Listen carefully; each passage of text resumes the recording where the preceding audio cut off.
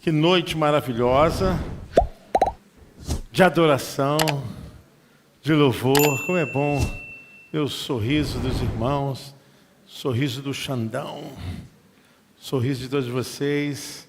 É muito bom.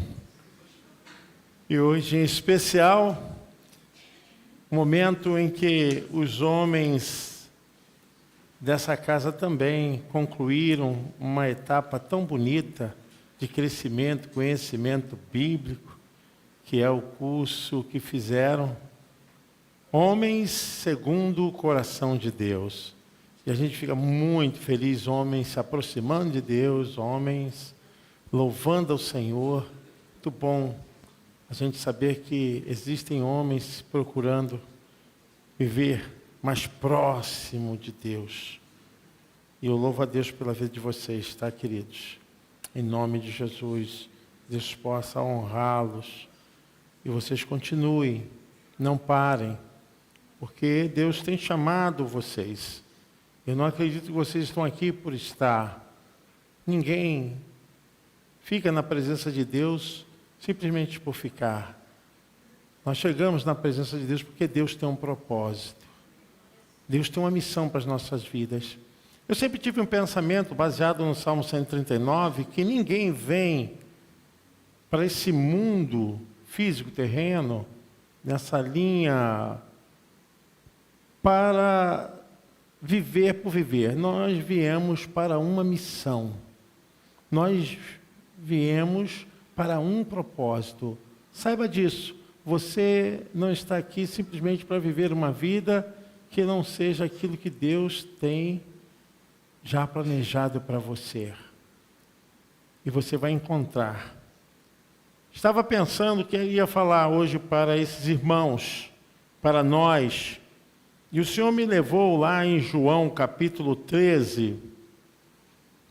Fala um momento especial, quando Jesus estava preparando seus discípulos, porque seria a última noite que Jesus estaria com eles, antes da entrega nas mãos dos pecadores, e a partir dali se formaria um cenário de colocar em prática aquilo que eles aprenderam com Jesus, que era o discipulado, os ensinamentos, sair do campo teórico para vivenciar, para praticar.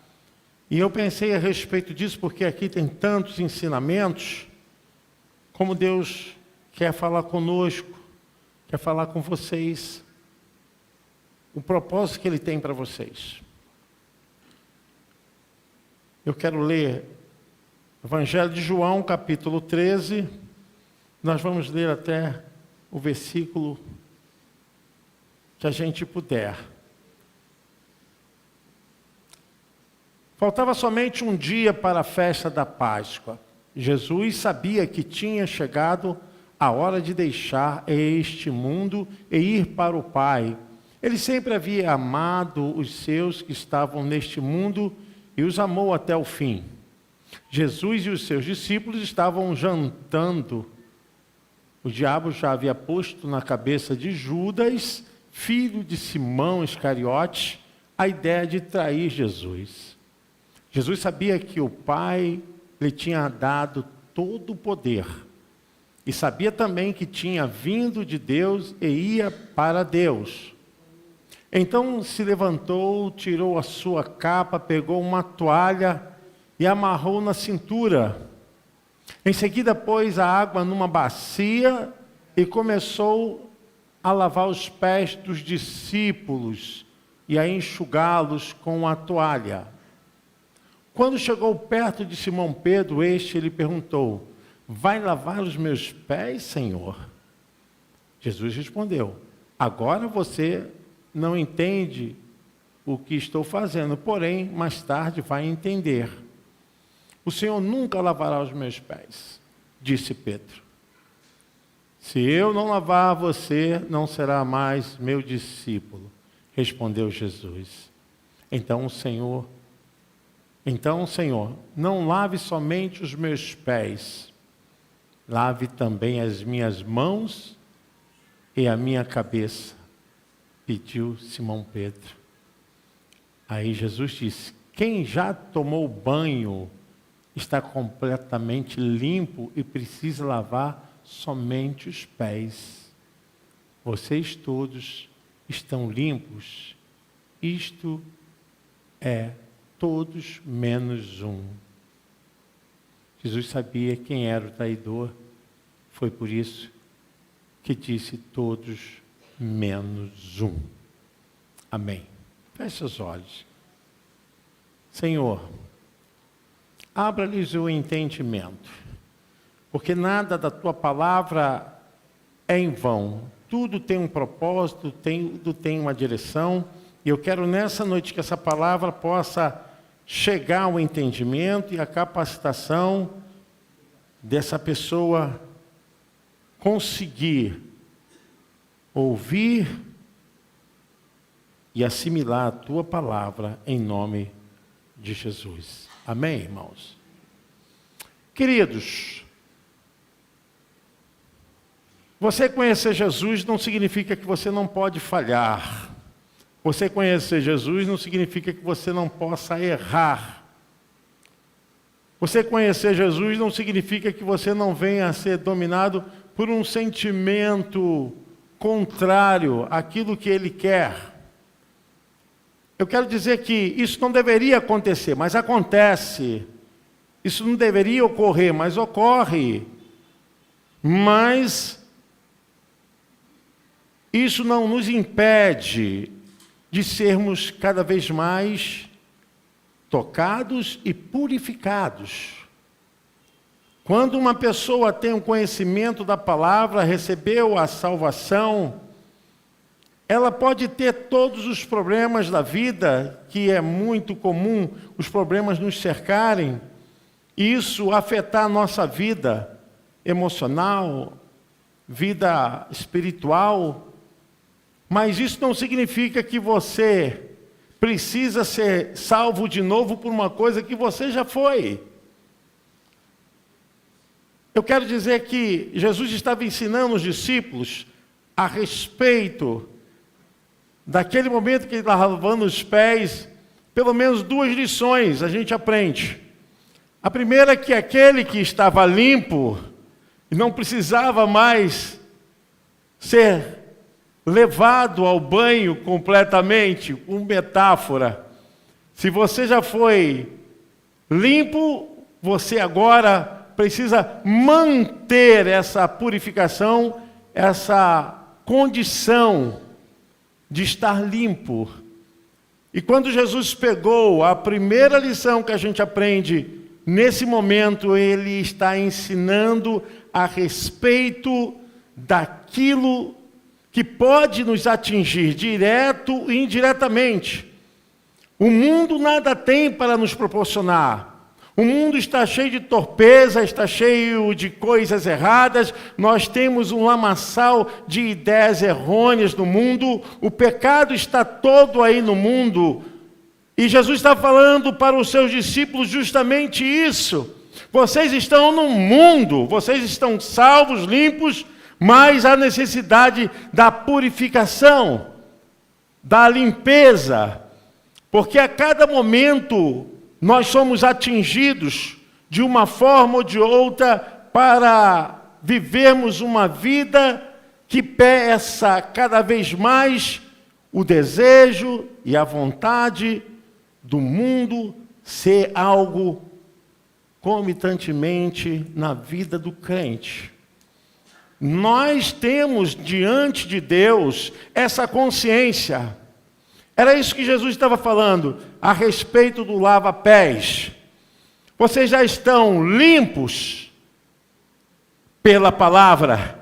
Agora o que é necessário é manter essa purificação. Para onde vão os seus pés? Para onde vão as suas mentes?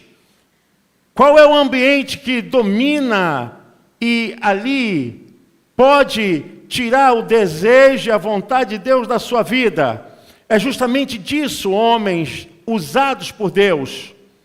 A cada dia nós temos sentido um estreitamento do mundo sobre vocês.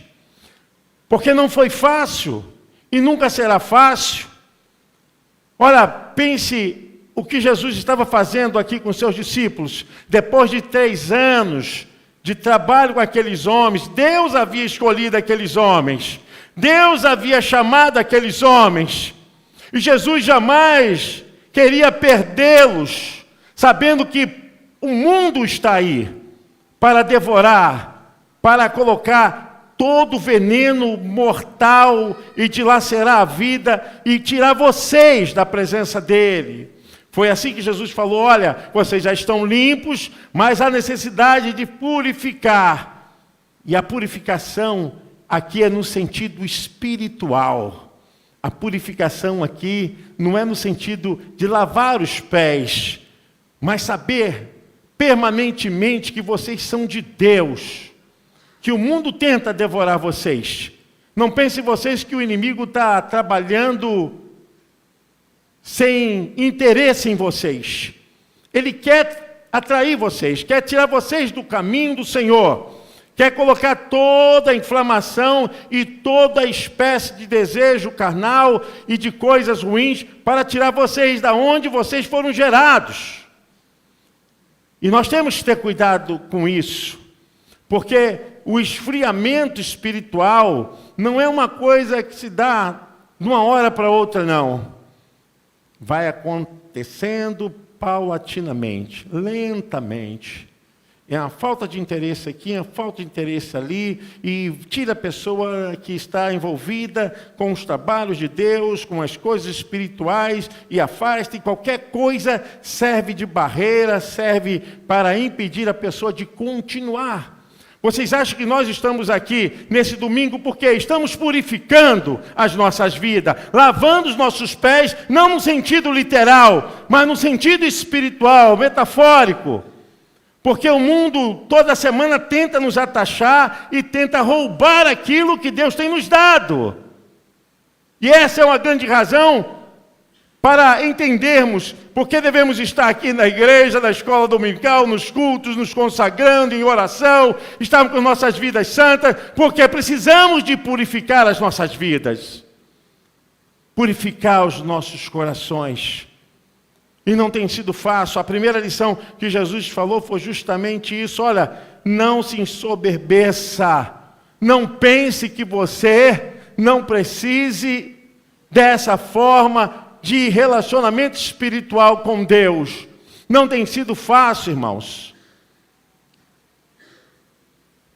Porque a cada dia a fúria do inimigo é grande. E principalmente contra os homens. Porque deles é que Deus, na sua forma criacionista, trouxe a revelação da sua imagem e da sua semelhança. Não existe aqui uma questão de melhor ou pior, mas hierarquicamente, Deus criou o homem primeiro que a mulher. Deus se revelou ao homem primeiro que a mulher. Isso pode ser até motivo de debate quando você chegar nos céus. Qual o fundamento disso? Mas aqui não tem nenhuma ideia machista, tem uma ideia de soberania de Deus. A vontade de Deus se realiza como Ele quer, da forma que Ele quer, porque Ele é Deus, amém? Você pode aplaudir o Senhor?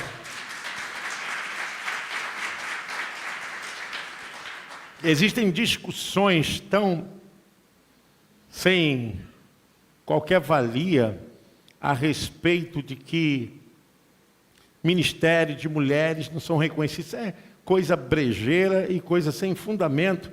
Até parece que Deus, quando olha do alto para a terra, Ele está no alto olhando para a terra e está olhando o sexo.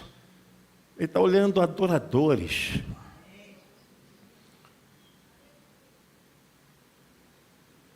Deus chamou vocês. Vocês não estão aqui porque vocês querem. Vocês estão aqui porque é a vontade de Deus. E não pense que Deus não zela por você, como Jesus zelou pelos seus discípulos, quando estava ali Ele pegou a bacia, naquela sala, e se arriou, colocou a toalha entre as pernas, e começou a lavar e a secar os pés dos seus discípulos. Então Pedro falou: Senhor, como é que pode tu, sendo o Deus Todo-Poderoso, que ressuscitaste, curaste, fizeste milagres, mostrou a sua autoridade pregando, as multidões, elas se entram na tua presença em aglomeração para te ouvir, como tu podes agora estar lavando os nossos pés? É uma das coisas que Jesus também quis deixar muito firme na mente dos seus discípulos. Cuidado com a vaidade.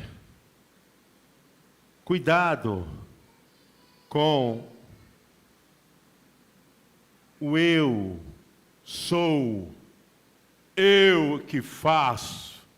Jesus estava lavando os pés dos seus discípulos porque queria ensiná-los a viverem em humildade, simplicidade.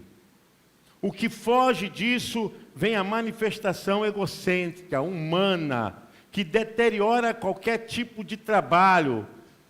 Quando você não tem humildade, você não é subserviente, você não atende, você não respeita. Quando você não tem humildade, você não consegue obedecer. E Jesus estava demonstrando justamente isso, lavando os pés dos seus discípulos, mostrando que no reino de Deus os valores são invertidos. Aquele que é maior é o que serve. É o que diz: Senhor, pode contar comigo. Que não está procurando glamour, nem exaltação, não está procurando ser sediado, ser procurado. Eu fico realmente preocupado com o que está acontecendo com a igreja do eterno Deus. Porque hoje a gente vê como as pessoas comercializaram a palavra de Deus, como as coisas estão tomando um rumo, porque as pessoas, elas receberam um dom, receberam uma unção, uma capacitação, mas isso nada é dela, é de Deus, é Deus quem dá. E a gente vê que os valores hoje vai assim: eu só posso ir na sua igreja se você pagar o meu cachê.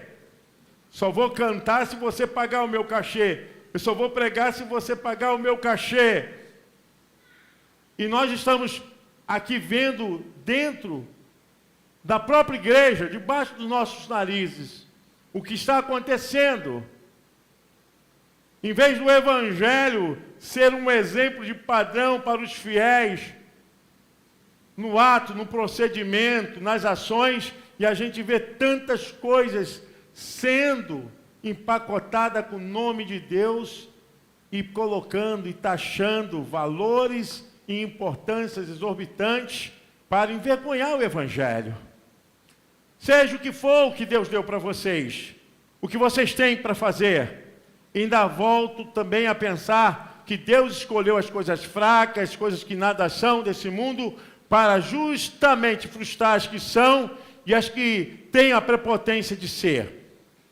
Deus escolheu vocês para fazer a obra. Sejam humildes. Abra os vossos corações. Nós estamos vivendo hoje numa visão aonde Ele tem que crescer e nós diminuir. Isso só vai acontecer com aproximação. João capítulo 13, versículo 23, fala a respeito disso. Existia um discípulo que estava mais próximo de Jesus. E ele necessitava reclinar a sua cabeça nos ombros de Jesus. Ao lado de Jesus estava sentado um deles, a quem Jesus amava. Em outra tradução diz que ele reclinava a sua cabeça e era acolhido por Jesus. O texto não diz, mas a gente sabe que essa figura é de João. Essa aproximação com Jesus é a coisa mais importante na vida do servo de Deus, da serva de Deus. Eu acredito que o nome de João não está aí justamente para que não houvesse nenhuma promoção vaidosa, jactanciosa, orgulhosa do nome dele. Mas cada vez mais, quando nós nos aproximamos de Jesus, mais o nosso nome desaparece. Mas ele aparece em nossas vidas. Deus chamou vocês. O mundo não pode dar nada a não ser pecado, vaidade, tudo aquilo que vai contra a lei do Senhor. E eu quero deixar essa palavra para vocês, que vocês foram chamados e estão guardados por Deus, mas não pense que as coisas serão fáceis, porque logo após essa reunião que Jesus teve com os seus discípulos, a Bíblia diz que os discípulos, eles se espalharam. Claro que depois foram reunidos. Mas eu quero dizer que a unidade dentro desse processo, ela se faz tão oportuna que, às vezes, nós pensamos que Deus não está na direção. Porque quando Jesus foi sepultado, eles foram pescar, outros voltaram às suas atividades normais e esqueceram que Jesus havia dito: em 3 dias eu ressuscitarei. E nós estamos dentro desse processo. Há uma forma de tratar as coisas de Deus, e a primeira coisa que o inimigo faz é tentar fazer com que sejamos espalhados, para que a força da unidade seja desperdiçada, a energia seja realmente escoada, não haja mais uma forma de um bloco único para trabalhar. E essa mensagem eu quero deixar para vocês. A mensagem de que Deus escolheu vocês. E por mais que as lutas vierem, permaneçam juntos.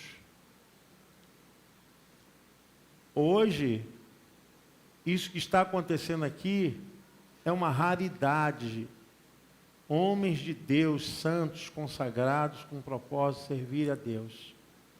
Homens sem vaidade, sem orgulho, homens humildes. Aprendam como Jesus fez com seus discípulos. O maior é aquele que serve, é aquele que ama fazer como se estivesse fazendo para Deus. Servir de coração. Amar a Deus de coração. Eu acho que muitas coisas que têm acontecido nas mudanças sociais e essas transformações que têm afetado esse mundo globalizado é falta de referência. O mundo está perdendo referência. Por isso que está globalizado. Quando se globaliza, não existe uma referência. E nós precisamos ser referência. Sal da terra, luz do mundo. A nossa fala, as nossas ações não podem ser evasivas. Tem que ter princípio, fundamento, estrutura bíblica, comunhão com Deus, porque vai faltar referência para casa, para a igreja, vai faltar referência no trabalho. Nós não podemos ser Maria vai com as outras, irmãos. Desculpa a expressão chula. Mas precisamos agir com o princípio da palavra. É muito triste ver o que está acontecendo hoje. Isso não só como referência para a liderança da igreja, mas no mundo dos negócios, no mundo também onde a sociedade está se perdendo, a família está se perdendo, a gente não vê mais aquelas matrizes espirituais, emocionais, estrutura física dentro de casa e nos negócios.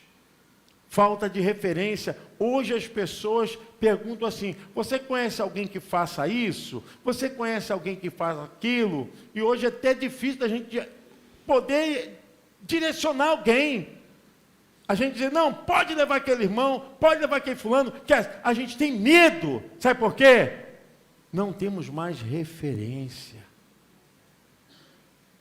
Jesus estava tratando desses discípulos para que eles fossem referência para um mover que viria após a sua ressurreição. Irmãos, começou com os 12, depois a igreja foi crescendo,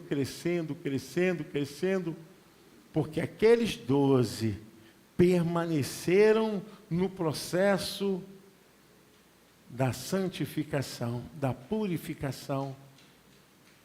Não é fácil a gente viver no mundo onde há tantos atrativos. Cuidado. Já viu que as mariposas são pegas por luzes ultravioleta, porque aquela luz azul, ela acaba gerando controle na mente daqueles insetos e elas são pegas e mortas.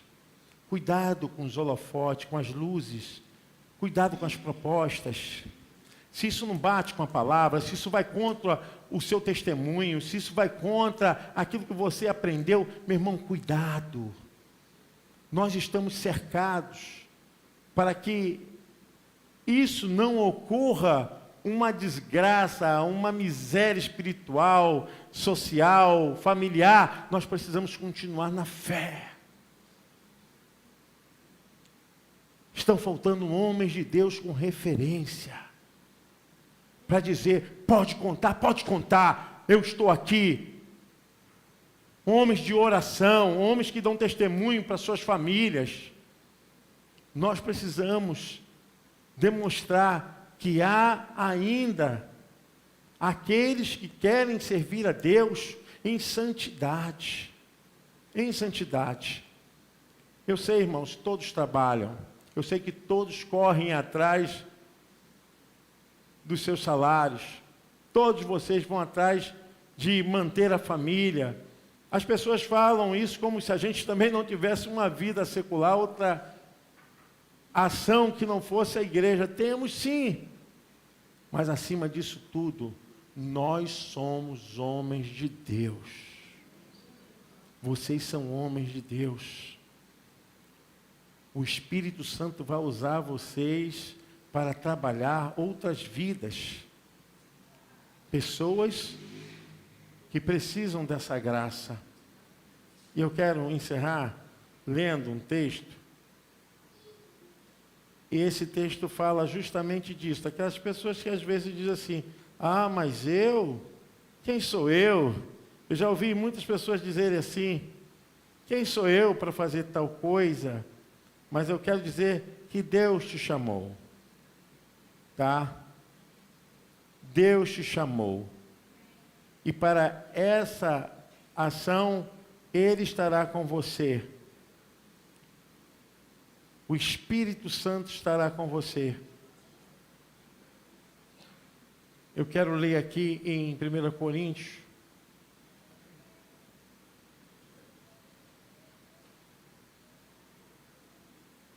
Versículo 3 diz assim: graça e paz da parte de Deus, nosso Senhor Pai, Senhor Jesus Cristo. Sempre dou graças ao meu Deus por vós, pela graça de Deus que vos foi dada em Jesus Cristo, porque em tudo foste enriquecidos, nele em toda palavra e em todo conhecimento, como foi mesmo o testemunho de Cristo confirmado entre vós, de maneira que nenhum dom vos falta, esperando a manifestação de nosso Senhor Jesus Cristo.